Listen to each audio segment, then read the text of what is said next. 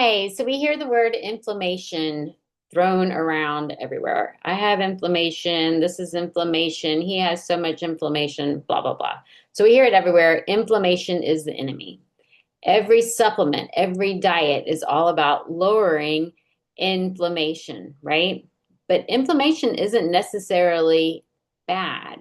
It's your body that's protecting you. That's why we have inflammation. The problem is when it never shuts off. That's what drives autoimmune symptoms, pain, fatigue, and flare ups. So when people talk about inflammation, they're usually talking about chronic inflammation, unless they just slam their hand in the door or something like that, right? So I want to break it down today so that inflammation makes sense. And then we can start working with the body instead of just trying to put out, quote unquote, the fire.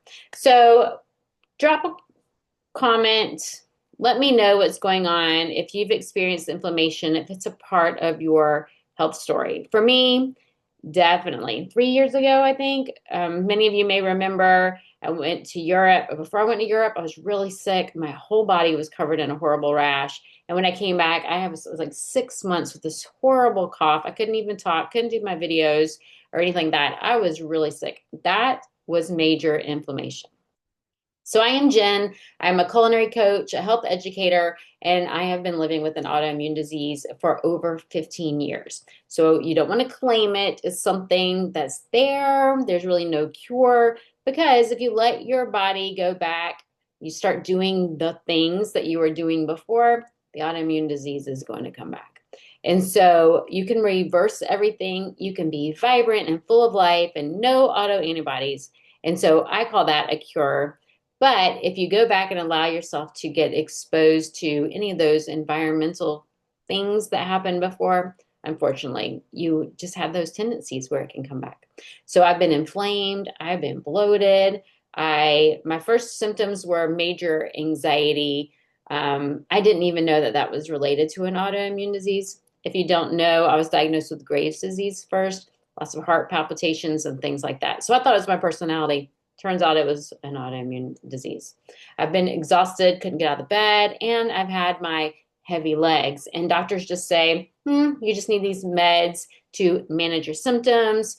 Food has nothing to do with it. And so, how many times have you argued with somebody or a doctor like me that, no, I think food probably does have something to do with it?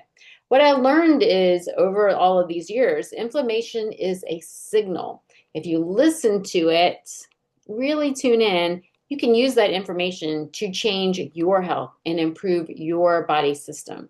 So it's your alarm system. Short-term inflammation is when you cut your hand, when you're fighting a virus or a cold. Now, there is chronic inflammation in long COVID. And so sometimes that's a bad example. Or maybe you've had chickenpox before, that was short term, and then you have shingles, and unfortunately, it comes back again, right? But chronic inflammation can come from food triggers. It can come from toxins in your water, in the air, in the environment. It can come from gut dysfunction, leaky gut. You may have heard of that. Or for me, the biggest one is stress. I just really have had a hard time until the last few years, really learning to slow down and relax and take care of my body and not have that chronic stress. So think of it like a fire, a small controlled flame will cook your food, where a wildfire will destroy everything in its path, right? So in autoimmune disease, sometimes we have that flame that just never goes out. We have to learn to tame it and control it, keep everything under control. So what can fuel inflammation in autoimmune disease? Number one is food triggers. So all of my clients, they have to go gluten-free and dairy-free, refined sugar-free, and even processed oils. Saying that cold pressed oils with some things may be okay, but it depends on weight too, because we do have to get weight under control. And even cold pressed oils, they're lacking some things, right? It's 120 calories in a tablespoon, and it's mostly fat. It's not giving the nutrients that you can get from a whole plant-based source, nuts, seeds, avocados, even olives, right? So one of my non-negotiables is gluten, dairy, sugar, and oils. There are other food triggers as well. I recently had a gut test because my inflammatory markers have been going back up. And I'm like, wait, what? Because I do have blood work 2, maybe 3 times a year. And I started wondering why do I have some inflammatory markers going up? And I immediately started thinking that rash better not come back because that was horrible. If any of you have had psoriasis, I am so sorry. Oh, it is miserable. It is horrible. I don't want that to come back. So I did some testing. I did a gut zoomer and I did a grain zoomer because I know I can't do anything with the wheat. I can't do anything with corn. But I've been eating some rice. I've been eating some quinoa and buckwheat. Well, guess what? All three of those came back on my grain zoomer saying that they are creating an immune response in my body. So for me, I can't do those. So I do like to do testing like that on my clients just to see, is there an immune response going on when you eat certain foods? And so unfortunately for me, I'm going to have to remove those. Blah. I hate giving those things up, but it's much better to give those up, find some alternatives, and take care of that inflammation than to keep fueling that inflammation and getting sicker and sicker, right? Another thing that we see in autoimmune diseases, gut permeability, also called leaky gut or intestinal permeability, blah.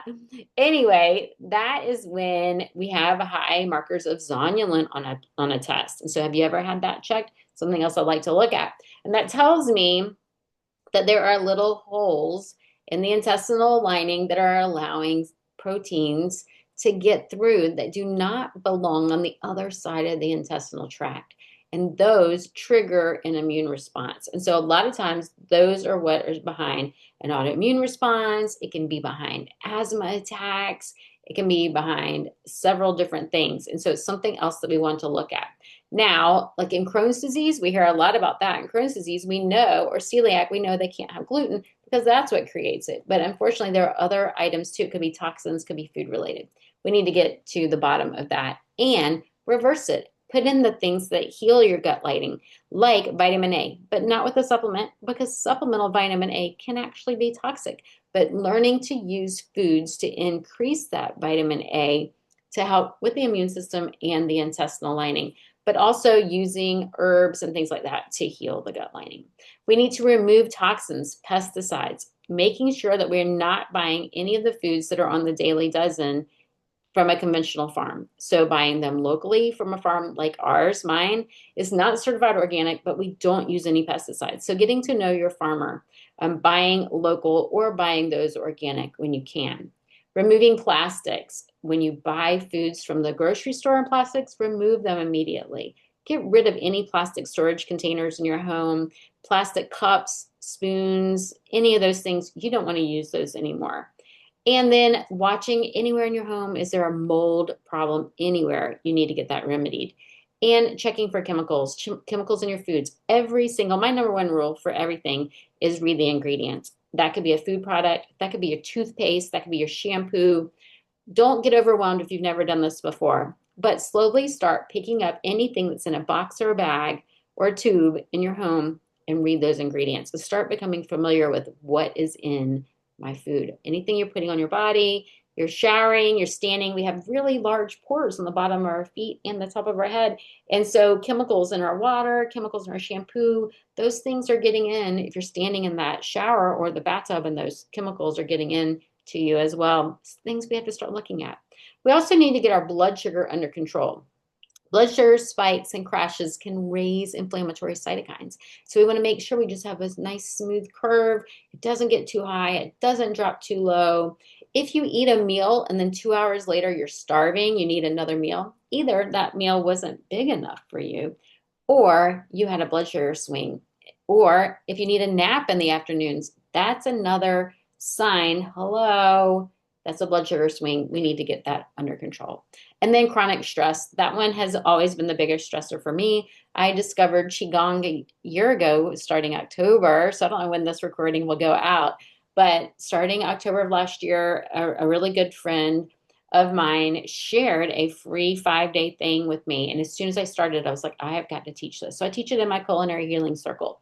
I teach it every Friday, and I'm almost finished my certification. I absolutely love it. And it's an hour every day for me to just get in the flow. And so find what works for you. I've always been one of those people who can't sit and meditate. And so this has given me a way to meditate, but while I'm moving. So find something that works for you to get cortisol under control, because that's so important for our bodies. If you've been eating clean, but you're still inflamed, chances are there's something else in your environment, something else that you need to rein in, right? When I was diagnosed with Graves' disease, I didn't understand inflammation. I thought that if I just ate, salads and these healthy foods and didn't eat fast food, I would be fine. But my body told me a different story. I still had brain fog. I still had bloating. I still had heart palpitations. My face would get bright red and hot and it'd take hours and hours to get back to a normal color. And so it really took me into digging in. I was microwaving foods and plastics. Hopefully none of you are doing that. I was eating lots of gluten. I was baking my own breads. They were whole wheat. I was making really, really high quality baked goods because my background is in culinary arts. One of my mottos at one time was "New Year, New Career." So I did go to culinary art school at one point. And so I baked all these things and they were healthy, right? Except they weren't healthy for me. I cannot do gluten. And so I was using these food triggers. I was exposed to toxins. I didn't realize that. And then I had a lot of stress. I was not meditating and doing the things to get my body under control. So we need to find that little thing that is good for you, that one thing that you need. We're all unique. So what works for me may not be what works for you. You are unique, but there's some general things that we can look at. There is hope. And so that's the good news. You can calm the inflammation. You can reverse your antibodies as well. You have to find the triggers, remove those triggers. My non-negotiables: gluten, dairy, processed sugar. I don't care what your background is. If you have an autoimmune disease, those have been shown to create inflammation. You just have to let them go. Let them go. Do it for 6 months. See what happens to your body. If nothing changes, then test them back and see how you feel when you add them back. Flood your plate with plants. So many people do not even eat the 5 a day, much less the 12 a day servings of fruits and vegetables that we need in our diet. All of these foods, these plant foods, fruits and vegetables, think of those beautiful colors. My number 2 rule is to eat the rainbow. So number 1, read the ingredients. Number 2, eat the rainbow. And so filling your plate with colorful foods, it makes it look beautiful and appetizing, but all of those different colors are anti-inflammatory and something that you need. Support your gut, eating the fiber, eating fermented foods. Now, that doesn't mean buying a jar of Clausen pickles. I shouldn't use a name brand. It means making your own fermented foods, buying raw fermented foods, not processed foods. You want them to be natural, full of probiotics. Grow your own sprouts and microgreens. It's really easy to do, very high in minerals, and eat those foods that are high in those prebiotics that naturally feed your microbiome. Balance your blood sugar using foods that are high in fiber and making sure that every meal contains fiber and fat and protein. Doesn't mean animal products. There's protein in our greens as well. Lower your toxin load, eating clean foods. Like I said, getting to know your farmer, growing your own, going to your farmer's market and asking them, do you spray these foods? If you do, what do you spray them with? Because even in organic farms, they can spray the foods and there is chemicals still in those. It's just quote unquote natural. So find a farm that doesn't do that. Drink clean water. I have a countertop water distiller. I love that. Osmosis, reverse osmosis water filters are great. Make sure that you're not drinking city water. And make those clean kitchen swaps, getting rid of the plastics, getting rid of the nonstick pans, and then learning to calm your nervous system. Like I said, Qigong worked for me, doing breath work, journaling, gardening, whatever works best for you to learn to calm your nervous system. So give your body fewer sparks, right? We don't want to spark that fire. We want to cool all of that. So one of my clients came to me in chronic pain, lots of bloating, and her doctor just told her that she just needed more meds. Hello. I even had a doctor tell me that we would just up your meds as you need them. No, that's not what we want to do. We want to focus on calming the fire. So with this client, we took out the gluten, we added in cruciferous vegetables, broccoli, Brussels sprouts, cabbage, bok choy, kale, turnips, radishes, and we learned how to cook them in ways that she could eat them. You think radishes are spicy? Have you ever tried them roasted? That brings out the sweetness, takes out that sharpness, and they're actually really good that way. Anyway, for this client, her pain eased, her digestion improved, and she regained all that energy that she had been missing for a couple of years. So that's the difference between masking inflammation, covering it with medication, and actually addressing it with the food and the lifestyle as well. So if you've been fighting inflammation, here's what you need to focus on. Remember, it's not an enemy, it's the flag. That flag is waving at you. Tune in, listen to me. What do I really need? Listen to your body and learn to calm it the right way.